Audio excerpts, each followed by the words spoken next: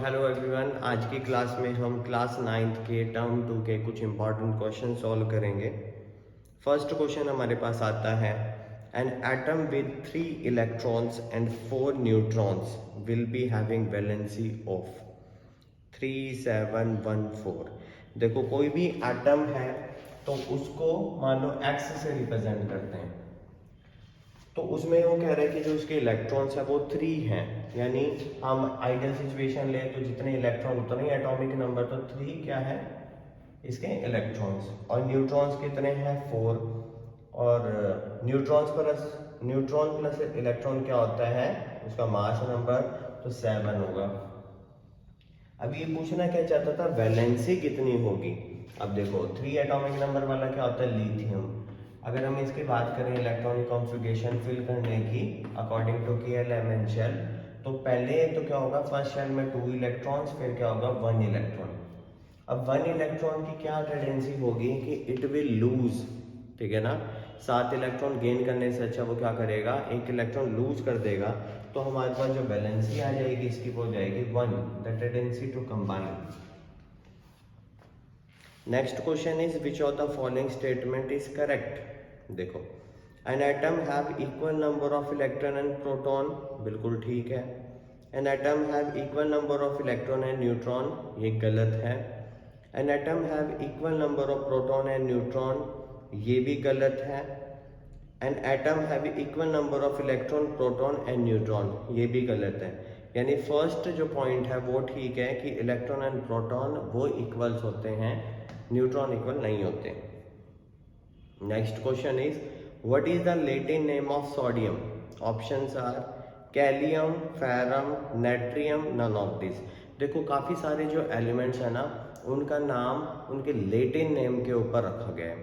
तो सिंबल याद रखना, इसका सोडियम का सिंबल होता है Na, और उसका इनमें से कौन सी पॉसिबिलिटी है कि वो क्या हो जाएगा, नेट्रियम हो जाएगा, क्योंकि नेट्रियम का Na यूज किया गया है सोडियम के सिंबल के लिए।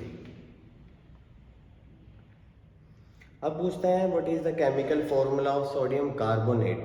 देखो, सोडियम कार्बोनेट के लिए क्या करना है, सोडियम अपने पास Na सिंबल, कार्बोनेट का सिंबल CO3। अब इनकी वैलेंसी लिखते हैं। सोडियम की वैलेंसी क्या होती है +1, ठीक है, और कार्बोनेट की होती है -2। तो जब हम क्रॉस मल्टीप्लाई करेंगे तो क्या हो जाएगा, Na2CO3। तो ये हमारे पास क्या फॉर्मूला आ जाएगा सोडियम कार्बोनेट का। Next question is isotopes have element have. देखो, ऑप्शंस में है same physical property, different chemical property, different number of neutrons and different number of atomic number. देखो, आइसोटॉप्स क्या होते हैं कि जिनका एटॉमिक नंबर तो सेम होता है लेकिन डिफरेंट मास नंबर होता है। और मास नंबर क्यों डिफरेंट होता है, क्योंकि डिफरेंट न्यूट्रॉन्स होते हैं। तो हमारे पास जो सी ऑप्शन है डिफरेंट नंबर ऑफ न्यूट्रॉन्स, वो बिल्कुल करेक्ट है। Next question is neutron was discovered by J.J. Thomson, E. Goldstein, Niels Bohr और जेम्स चैडविक। इसमें जो करेक्ट आंसर होगा वो होगा जेम्स चैडविक। नेक्स्ट क्वेश्चन देखते हैं, कहता है composition of the nuclei of 2 atomic species. 2 atomic species आपके पास X एंड Y, ठीक है। अब इनके प्रोटॉन एंड न्यूट्रॉन दे रखे हैं। प्रोटॉन है X के 18, प्रोटॉन है X के 18 और Y के 20, और न्यूट्रॉन दे रखे हैं X के तो 22 हैं और Y के क्या है 20 ही हैं। अब पूछता है find the mass number of X and Y। देखो, मास क्या होता है, सम ऑफ प्रोटॉन एंड न्यूट्रॉन। तो X का मास क्या हो जाएगा, प्रोटॉन प्लस न्यूट्रॉन, तो 18 + 22 आ गया 40, और Y का क्या हो जाएगा 20 + 20 40।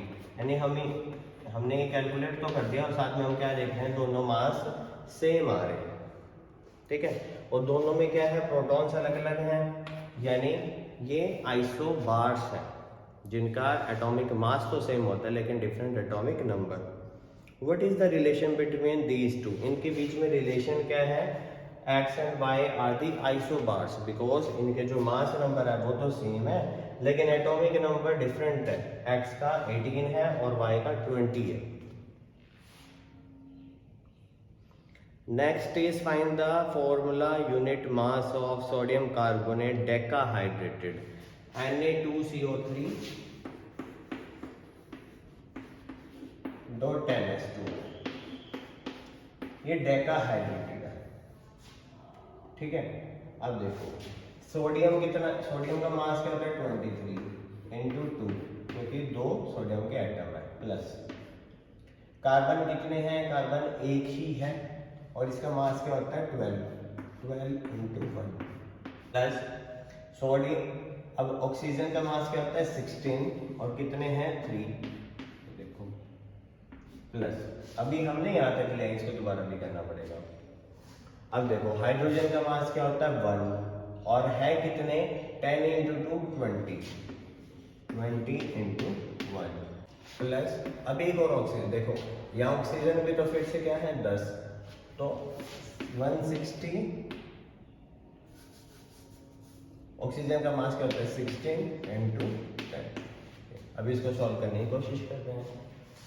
ये क्या हो जाएगा 46 प्लस 12 प्लस 16 × 3 48 प्लस 20 प्लस 160। अब इन सबको सॉल्व करेंगे तो आपके पास आ जाएगा आंसर। तो इसको सॉल्व करने के बाद आपके पास आंसर आ जाएगा 286 ग्राम। ऐसे करना है। This is the formula unit mass of sodium carbonate decahydrated. Next question is calculate number of protons and electron present in Mg+2। देखो Mg+2 है ना, सबसे पहले Mg को मान के चलो। जैसे मैग्नीशियम है, इसका एटॉमिक नंबर क्या होता है 12। तो इसमें क्या क्या पूछा है, प्रोटॉन और इलेक्ट्रॉन ना, तो प्रोटॉन तो इसमें क्या हो गए 12 और इलेक्ट्रॉन क्या हो गए 12। लेकिन आपसे पूछा गया Mg2+, यानी प्रोटॉन तो सेम रहते हैं जब इलेक्ट्रॉन निकाल ले, लेकिन इलेक्ट्रॉन 2 निकाल दिए तो क्या हो जाएंगे 10। ये आपका आंसर। ऐसे आप जनरलाइज करके देखो फिर निकालो। उसके बाद एक रखा है क्लोरीन। अब देखो क्लोरीन का एटॉमिक नंबर क्या होता है 17। सिंपल सी बात है, इसका प्रोटॉन क्या होते हैं, इसके 17 होते हैं और इलेक्ट्रॉन भी क्या होते हैं 17। Next question is define the term valence shell. अब देखो मॉडल के अकॉर्डिंग क्या कहता है कि एक एटम के अंदर न्यूक्लियस के अराउंड में बहुत सारी शेल्स होती हैं जिनमें इलेक्ट्रॉन रिवॉल्व करते हैं। अब जो किसी भी एटम की जो लास्ट शेल होती है जिसमें मैक्सिमम 8 इलेक्ट्रॉन आ सकते हैं बोर-बरी मॉडल के अकॉर्डिंग, तो उसी शेल को हम वैलेंस शेल बोलते हैं। तो किसी का भी एग्जांपल है, जैसे मैग्नीशियम है, मैग्नीशियम के 12 इलेक्ट्रॉन होते हैं। तो देखो फर्स्ट शेल में क्या होगा 2, सेकंड शेल में 8 और थर्ड शेल में 2 इलेक्ट्रॉन। यानी जो ये लास्ट वाले इलेक्ट्रॉन्स हैं जिस भी शेल में जाएंगे वही वैलेंस शेल होगी। तो मैग्नीशियम के लिए जो वैलेंस शेल होगी वो क्या हो जाएगी M। यानी हर एलिमेंट पे डिपेंड करती है। हाइड्रोजन की K होगी, हीलियम की भी K होगी, लिथियम की L होगी वैलेंस शेल। नेक्स्ट कहता है वैलेंस इलेक्ट्रॉन्स। अब देखो जो इलेक्ट्रॉन्स वैलेंस शेल में पाए जाते हैं उन्हीं को हम वैलेंस इलेक्ट्रॉन बोलते हैं। जैसे मैग्नीशियम के केस में वैलेंस शेल कौन सी है M। तो सिंपल सी बात है, उसके जो इलेक्ट्रॉन्स होंगे वो वैलेंस इलेक्ट्रॉन है। तो कितने वैलेंस इलेक्ट्रॉन होंगे 2।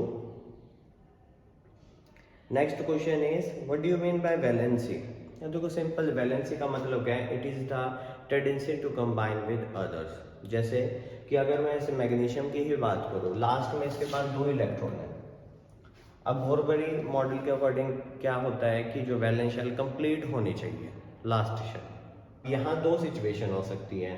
अब इसको ऐड करने के लिए तो क्या होगा 6 इलेक्ट्रॉन्स लेने पड़ेंगे, ठीक है ना।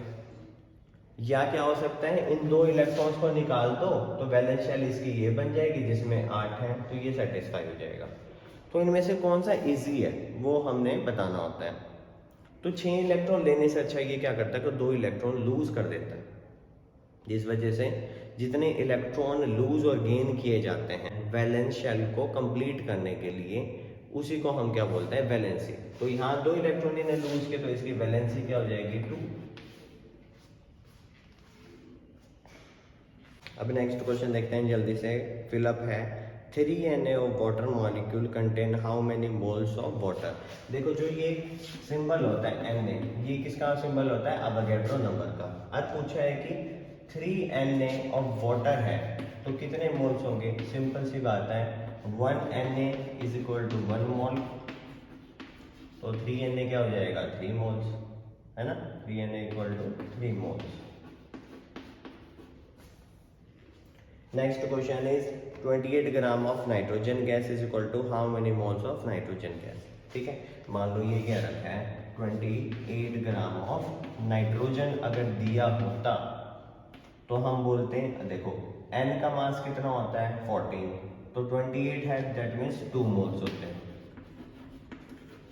एटम के, नाइट्रोजन एटम के, 2 मोल्स ऑफ नाइट्रोजन एटम। लेकिन अभी क्या दे रखा है 28 ग्राम ऑफ नाइट्रोजन गैस दे रखी है यानी N2, तो क्या हो जाएगा 1 मोल ऑफ नाइट्रोजन गैस और nitrogen molecule. Next is 6.022 into 10 raised to power 23 molecules of NaCl contain how many moles of NaCl। बिल्कुल सिंपल है, ये भी क्या हो जाएगा 1 mole of NaCl। Next is right 3 isotopes of hydrogen along with their names. देखो isotopes का मतलब क्या होता है, they have same atomic number, तो 3 एज इट इज लिख लो, तो इनके एटॉमिक नंबर तो सेम है और मास इनके डिफरेंट है, तो 1 2। इसका नाम होता है प्रोटियम, इसका नाम है ड्यूटेरियम, ड्यूटेरियम, इसका नाम है ट्रिटियम। ठीक है, next question is define isobars with one example. Isobars are those elements which have same atomic mass but different atomic number. इसके लिए आपको एक एग्जांपल याद रख लोगे अच्छा होगा, आर्गन एंड कैल्शियम, दोनों के मास क्या होता है 40 और इसका एटॉमिक नंबर होता है 18 और इसका होता है 20। देखो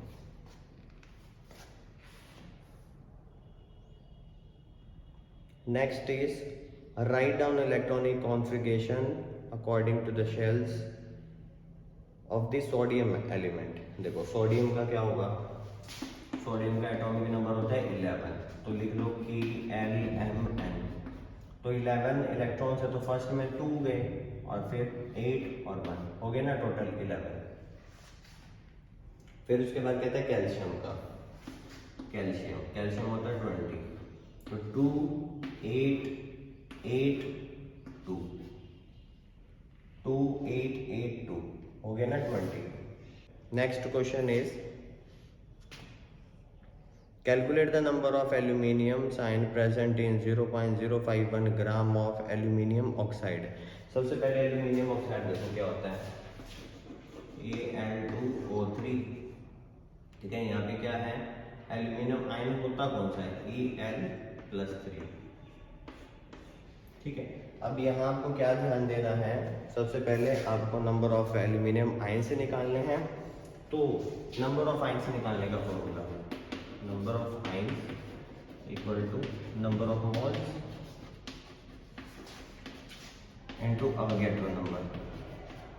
मोल से निकालने का गिवन मास अपन मोलर मास, तो गिवन मास दे रखे हैं 0.051 डिवाइडेड बाय इसका मास, और Al2O3 का मास देखते हैं। देखो एल्यूमिनियम का 27, तो 2 इंटू 27 प्लस 3 इंटू 16। ठीक है, तो इसको करेंगे 54 प्लस 48, ये आ जाएगा 102, हाँ 102, यहाँ लिख देंगे 102 इंटू 6.022 इंटू 10⁻23। अब इसको सॉल्व करते हैं, देखो 51/102। ठीक है, और इसकी ये 0 हटा दो, 6.022 इंटू 10⁻23, ये 3 0 से ये गए है ना, तो हम इसको क्या लिखते हैं 20। ये देखो 2 के टेबल पे जाता है, इसको 2 से क्या करते हैं, इसको डिवाइड कर देते हैं, क्या हो जाएगा 3.011 इंटू 10⁻20 आयंस। लेकिन अब देखो एल्यूमिनियम ऑक्साइड के फॉर्मूले में 2 एल्यूमिनियम है, तो हमें क्या करना है, 2 से मल्टीप्लाई करना पड़ेगा। 2 इंटू 3.011 इंटू 10⁻20, तो क्या हो जाएगा again 6.022 into 10⁻20 aluminium 3 plus ion, ऐसे करना होगा। तो क्या किया गया है, इसी चीज को यहाँ सॉल्व कर रखा है, given mass upon molar mass into Avogadro number. तो ये 2 से कट हुआ, 2 से इसको कट कर दिया, तो इतना आया। अब इसके बाद क्यों हमने 2 से मल्टीप्लाई किया, क्योंकि फॉर्मूले में क्या है 2 एल्यूमिनियम है, इसलिए हमने 2 एल्यूमिनियम से कम इसको मल्टीप्लाई कर दिया और आपके पास आंसर।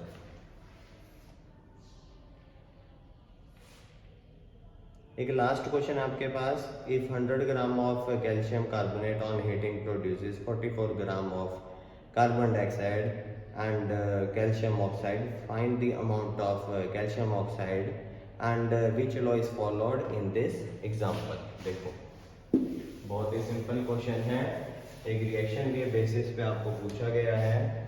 कहता है कैल्शियम कार्बोनेट CaCO3, ये है आपके पास 100 ग्राम, इसको हमने हीट किया, ठीक है, तो इससे क्या क्या बना, कार्बन डाइऑक्साइड जो कि 44 ग्राम प्लस कैल्शियम ऑक्साइड,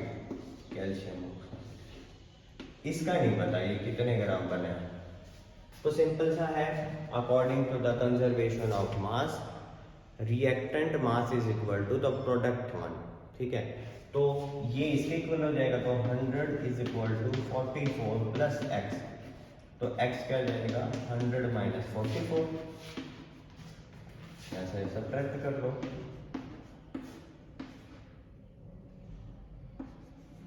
तो क्या जाएगा 56 ग्राम।